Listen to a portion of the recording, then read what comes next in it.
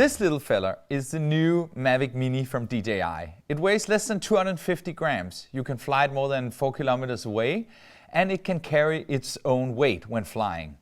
And you guessed it, today I'm going to talk about drones. Not consumer drones like these ones, but drone delivery. Because packages delivered to us by drones are one of these crazy tech ideas that we've been entertaining ourselves with for several years, and now suddenly it seems to become a reality. And why do I claim that? Well, first of all, UPS, the American company called United Parcel Service, they recently got a nationwide FAA approval for drone delivery across the US. They're already delivering medicine, but now they are looking to expand the service. And there's a group of eager competitors breathing down their neck. Amazon, with its Prime Air delivery service, are reported to start commercial delivery in the beginning of 2020. And Uber has said that they will start up in San Diego with their Uber Eats drone delivery service. And they have a brand new drone design that looks pretty funky.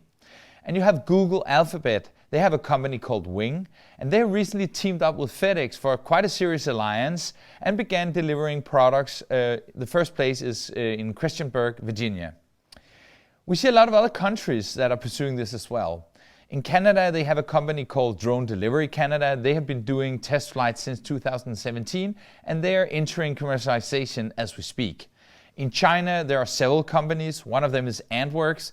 They have recently gotten an approval and a business license from something called the Civil Aviation Administration of China to operate commercial drone delivery in urban area. And then you have JD.com, which is the equivalent of Amazon in China. They have been doing unmanned drone delivery tests in countries like Indonesia and Japan, and of course in China as well. Will we see this happen in Denmark in 2020? Probably not. However, we are seeing the first test project called Project Hellsdrone. They are right now doing test flights with patient samples between hospital units at Fyn, but that's pretty much it.